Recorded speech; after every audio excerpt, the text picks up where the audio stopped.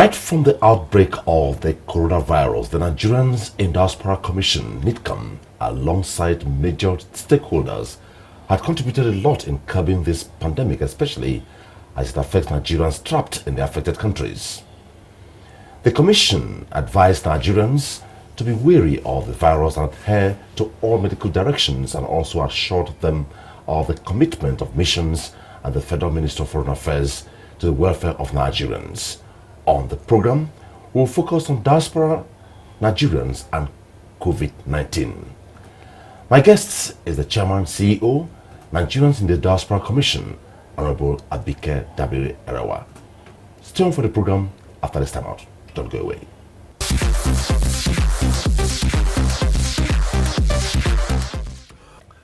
Chairman, glad to have you on Development Ties.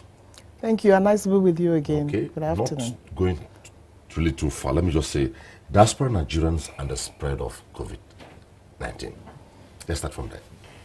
Well, I won't say that, well, because Nigerians are all over the world, this has affected the whole world, so it's affected Nigerians all over the world, and it's been a tough time for the world, generally speaking, and like I said in my messages with them and, conversing with them, this is actually a time to spread the message of love, a message of togetherness.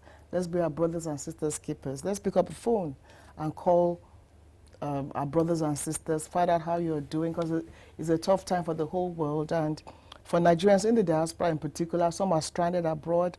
So various embassies have sites online where you can actually reach them, and everybody understands the situation. If you're stranded, if your visa expires within this period of coronavirus, just go to the embassy in the country you are. I mean, they will look at your documents and, of course, do what they have to do. So the US Embassy, the UK Embassy have such options. Go online and communicate with them. However, don't use that as an opportunity to try to capitalize on the situation. Maybe wait for 4 or 5 months and then you come and say, oh, when I was there, I was stranded. So you need to go there now and let them know that, look at my visa, but then I can't leave. What do I do? And you can apply for an extension of your status, an extension of your visa. So again, I appeal to all Nigerians abroad. You need to do that. And of course, don't forget that most embassies are now practically also on lockdown. So you can actually go online and get those things done. And I want to start by even going back to where it all began, Wuhan. I remember that time there was a lot of agitation that students in Wuhan wanted to come back home. And what the students were telling us was, just give us some financial support. And I like the students. I'm so impressed with them.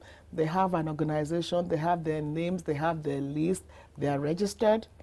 And they approached the federal government, just give us some form of financial support. And they told us that China was actually giving them their needs, basic food, face mask, but they needed a little money to take care of some things. And they asked for $500 per person, which President Buhari approved and was disbursed to them directly through our mission in China. And why I said I'm impressed with them is the fact that they didn't come to lie to capitalize on the situation. Okay. There was a group, a Nigerian diaspora organization group, that was a fake group, that actually went out to say, oh, we're soliciting money. Well, it's a lie. So I'm really impressed with our students because they were very sincere, they were very honest, and they wrote a letter of gratitude to the federal government saying they were impressed with the prompt response to their demand. And it was just, let's give us $500 per student. We can take care of ourselves. The Chinese government are doing enough, and just a little something to hold. So I'm quite impressed with the way they handled the situation. So being the without lying. Yeah, being the focal commission between Diaspora Nigerians and Nigeria indeed, what's the update in terms of Nigerians affected, victims, dead? Have we had anything like that? I think one in Italy. Okay. There's a rumor about one in the UK, is not confirmed. And so only one who was caught up in Italy, and I think actually resides in Canada. So that's the only one we have now. There's a rumor of one now in the UK, but it's not confirmed. So we keep in touch and monitor the situation. So even in Nigeria, one death right now, all over the world so far. Like I said, there's only one case of a Nigerian that has been killed as a result of this virus that nobody can Yeah, I agree with really your comment. You have understand. commended So. Nigerian students abroad, and at the beginning of all this, you were very sustained in your advocacy, appealing to them to be comply, not to cut corners and what have you. Have Yeah, you because had that this? was the key Yes. thing. Yep. And my worry is that even here in Nigeria, we don't seem to be complying enough. You know, we don't seem to be complying enough. New York was on lockdown. You know, so here you see how people tell you, well, it doesn't matter, let me go to church, let me gather. They said no social gatherings, and there was a party in by one of our musical stars. They're saying avoid gatherings, churches are still opening. Now, the Sultan has given an instruction that all mosques should close in Abuja, and I'm sure that instruction will be carried out to the letter. So, you know, for those abroad and, you know, talking to them, it's like you have to obey laws. We're talking about discipline here.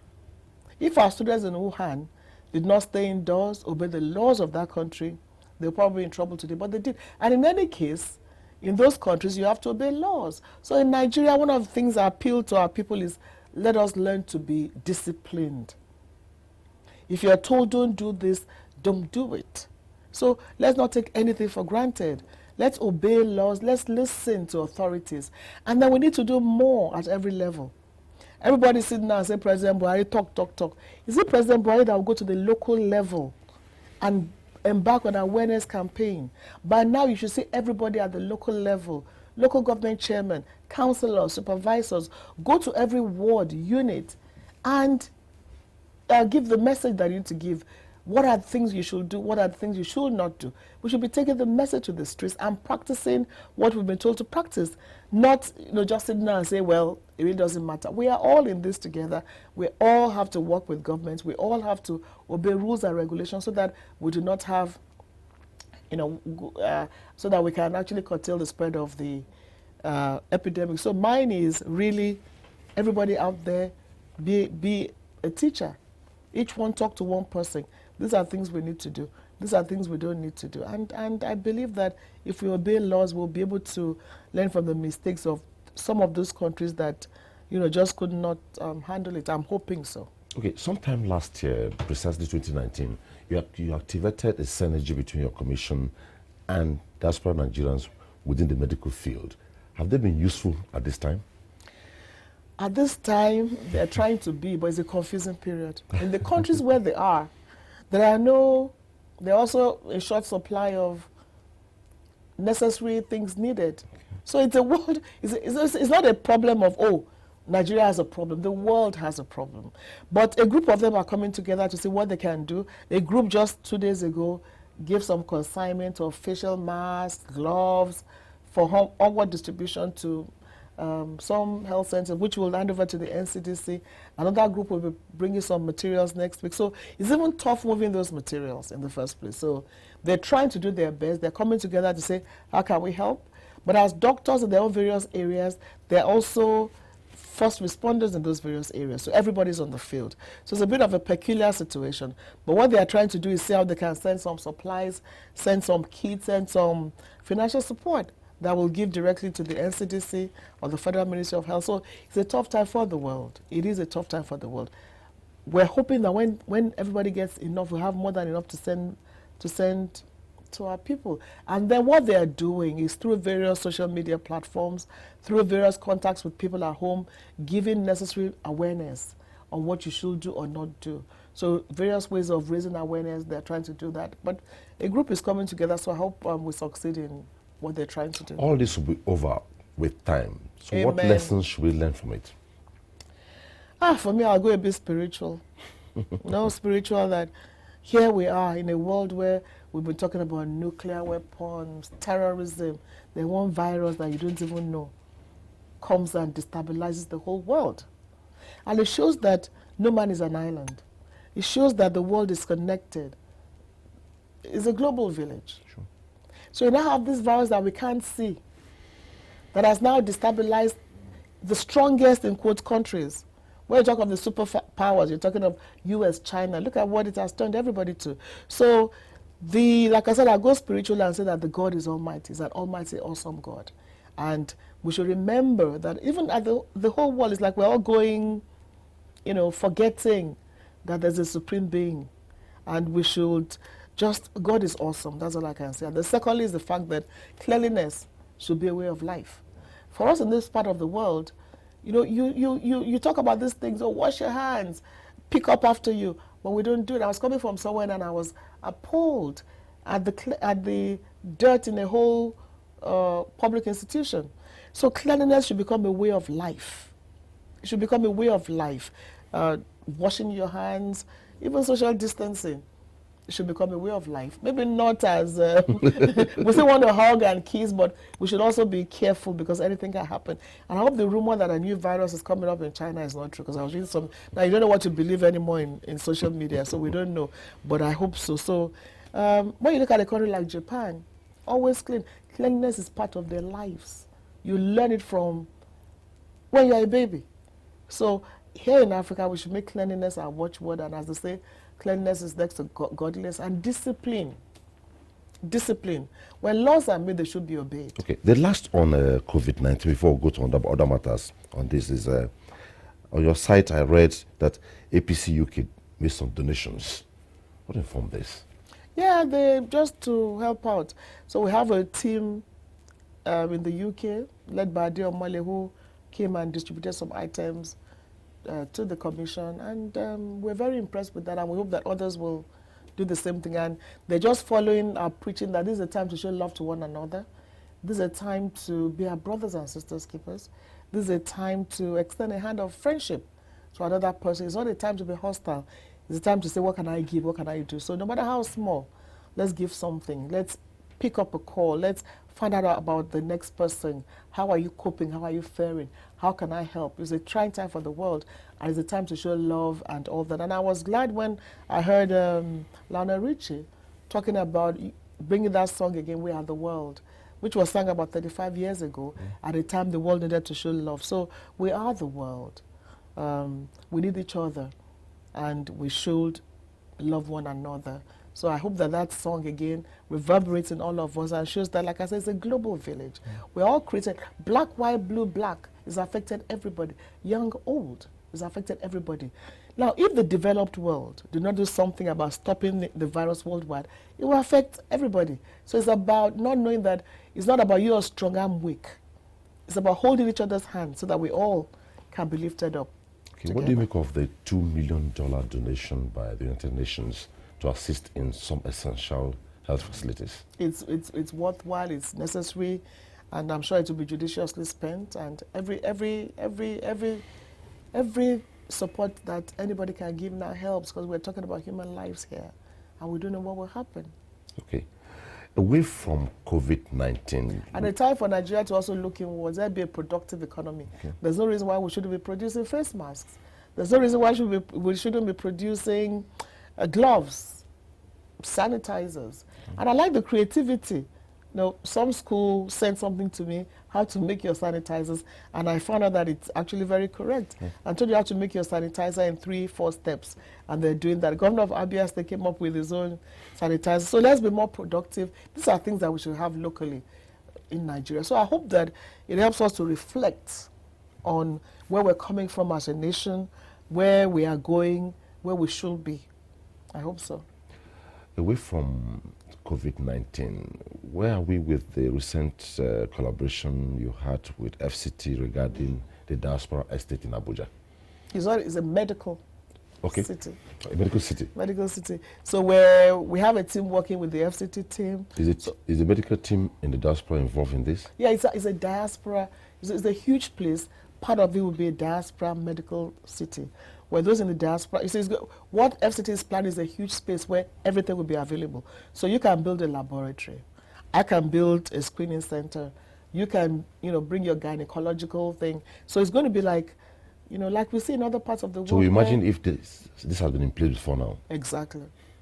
But then, like I said, every day is a learning experience. So we're hoping that works. And because, you see, in the diaspora, some people tell me that you are concentrating more on the medical profession. Not really, but it's the fact that we have too many outstanding Nigerian medical practitioners, doctors, nurses, pharmacists, technicians, laboratory people, and all that are doing great all over the world. So imagine harnessing all those Nigerians to do something back home, it would be huge. We had a program called the Diaspora Professional Healthcare Initiative, but the current minister put it on hold because he wants to, I guess, add one or two things to it and do it in his own way, add a few things. It doesn't matter how it's done, but I hope it will be done because it's about reaching out to people, creating a platform for every medical practitioner in the diaspora, no matter what part of medicine, part of the medical world you are and over the world, in giving back to your society. So it's something that we're still working on, and we're working with the Ministry of Health to ensure that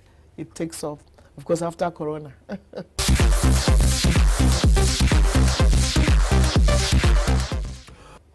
Your advocacy on migration has been very, very novel. Have we achieved any mileages with this as admitted? What we want to focus on now is managed migration. You see, you realize that, like I said, you can see what is going on as the world is a global village. So why do you want to, you have people looking for these jobs, and those jobs are available. So why can't we do it properly? So Hungary needs a specialist in something that you have. So you can properly apply through a system that makes it possible to say, okay, Philippines is doing it, and they're making about $6 billion per annum from managed migration. So this labor is needed. How can we make it possible? So we're working with the World Bank on it. The Ministry of Labor has a team on it. So our contribution will be, why don't we make it easier, better, and legal? Because the idea is, why do you want to cross the sea and die because you're looking for work? So, and I think if the world takes it seriously, it is achievable. Sometime you also talked about you have been so visible and sustained in the area of diaspora voting. You held a conference, and about a fortnight ago it came up again. Where are we with that? No, I did have a conference. What we did was, Mr. Adiomale, who is one of our strong voices in the diaspora, actually put it together, raised resources for it, got all of us together. I mean, of course, with NIDCOM as a partner, and with NIDCOM providing a platform, got everybody together, the Parliament, INEC, the Commission, Nigerians in the Diaspora, to brainstorm on diaspora voting. So I give him the credit for putting that together. Of course, we supported in every way we could. So right now in Parliament, there's a bill seeking to amend the Constitution to make diaspora voting possible. However, it's going to be a lot of work. So I've been appealing to all Nigerians abroad to ensure that they all put their money where their mouth is, to all ensure that we work together and lobby and explain on why we need to have a diaspora voting. You see, you hear arguments like, oh, are we ready? When will we be ready? So if you wait for and looking for excuses, we'll never do it. And at the stakeholders workshop, it was obvious that every country in the world that has a diaspora voting have their own unique, creative ways of voting abroad. So we will do ours too. For instance, somebody came and said, okay, somebody who is born abroad, never been to Nigeria, now comes and says he wants to vote. Vote for who? Do you even know the people? So you can say, okay, for you to vote, you must have been to the country a certain number of times. You must have knowledge of your country. So there are many creative ways of doing this. Like there are some countries where you can't even vote if you have not been in that country in the last 3 years for a certain number of time, if you have not even made some contributions. And we've defined a Nigerian in the diaspora. A Nigerian in the diaspora officially, legally, is defined as somebody living abroad for at least a period of 1 year, has a contact, has an address, has a job, and is paying tax in that country. So a legal resident in that country. That is the definition of a Nigerian in the diaspora. Now, I had a session sometime with the Jamaican High Commissioner to Nigeria, and I asked him, what's your collaboration with Nigerian Diaspora Commission? And he said he's working towards that. Do we have MOUs or some collaboration with embassies and high commissions in Nigeria, we're taking it in line with what you talked about, organized engagements in terms of migration? We're taking it bit by bit. We've started with agencies that are already involved, the International Organization for Migration, EU, the World Bank, and then agencies here like FHA. Okay. For instance, we're talking about a mortgage for Nigerians abroad. You send maybe $1,000, You can send $800, keep $200 in a mortgage, so that at the end of a certain number of years, you've bought a property for your family rather than just sending money you don't know where it went to, for instance. So that is there. For instance, NYSC. I was about coming to that. NYSC. How do you intend to structure that? No, the laws cannot change. Diaspora except, NYC desk. No, there's no. The idea of that is to handle the complaints when they come. You can't change. Some of them say, oh, maybe we can come do 3 months, but you can't change the law. Except the law changes, you have to do your youth corps. But what about those who served in the 90s, in the 80s? I mean, who schooled in the 90s and the 80s? They are saying, can we have a waiver? Because we want to contribute ABCD. So we can be creative about these things. And so we have, yes, an NYC desk, EFCC.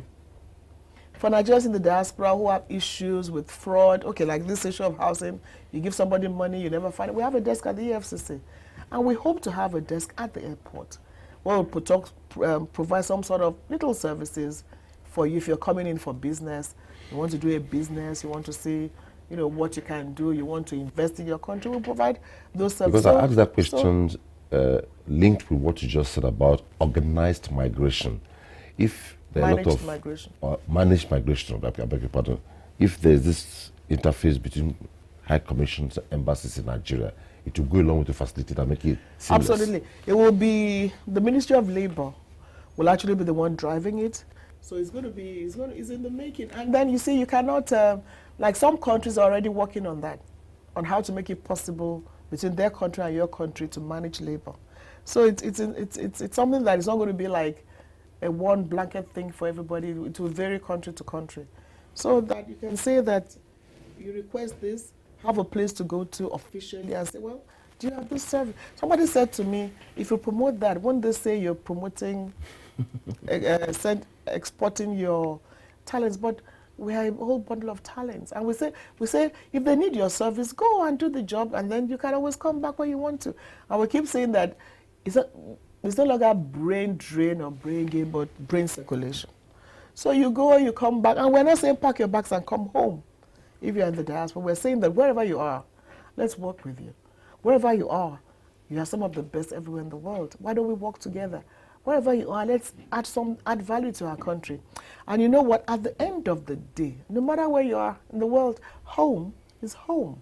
So what role can you play in making home a better place? Because home is still where you're going to return to, no matter how many years you've lived abroad. Home is still what, like somebody not too long ago has come to Nigeria to actually, decide where he wants to be buried when he does pass on. So home will always be home. So what can you do to make home a better place? So it's about Nigerians at home, partnering with Nigerians in the diaspora to make Nigeria a better place. It's about human capital development. You have been so bold about one direction, meaning that is Nigerians who are giving us bad image abroad, and you have been very bold with them. Have you been able, through your advocacy, to stem it? I don't think it's getting worse. Okay. I don't think it's getting worse. I think the message is resonating. And one thing is clear. Almost all your interactions with them, you always end up with that. Even most importantly, Mr. President. Okay. Mr. President will always tell them, be of good behavior, be good ambassadors, and always remember home, wherever you are. It's always been his message everywhere he speaks to Nigerians in the diaspora. And the thing is, if you do get into trouble, you don't keep knocking on doors and say, come and save me. And the world is a tougher place now. You get into trouble, you serve the penalty. However, we have cases where if you don't commit the crime, we don't allow you. I'll tell you something that happened. Again, a few days ago, I got a phone call. The guy says, I need your help terribly. It's a +44 number. I need your help terribly. I'm in the UK. I sought for asylum. Now I have a refugee status, but they took my son. So, okay, you sought for asylum. Why? You said you were gay. You lied. You said you were gay. And they gave you refugee status, asylum. But where did you get a 4-year-old child? So if you are gay, you are not married, you don't have anything, where did you get a 4-year-old son? So they took that son from him. So I said, you are now coming to me to help you. How? You lied about your country. You lied you were being persecuted before you were gay. And you know it's not true. And now the lie caught up with you. Of course, there's something I can do for such a person. They've taken your son because you were a liar. So my appeal to Nigerians is, it doesn't pay on the long run, telling lies and getting into trouble. And we have a guy who is going to be one of our advocates, Smart, who came in from Kenya. We were able to bring Smart back from Kenya. He had gone to Kenya. He became an irregular migrant. He overstayed his visa. He was locked up for 6 months. And by the time the mission, an NGO brought his case to us, the mission intervened. We intervened. The governor of Kaduna State immediately said, oh, if he's my citizen, let's do everything to bring him back. He's back home now. And he's saying it's not worth it. The 6 months he spent in that prison, he would have graduated.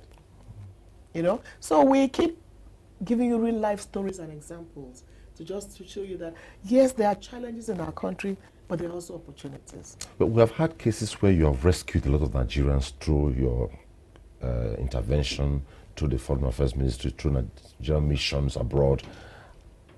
The question is, what M&E do you have in place to monitor these persons? Some of them are back in the country. Are they doing well? Are they relapsed? Are you monitoring them? Well, some.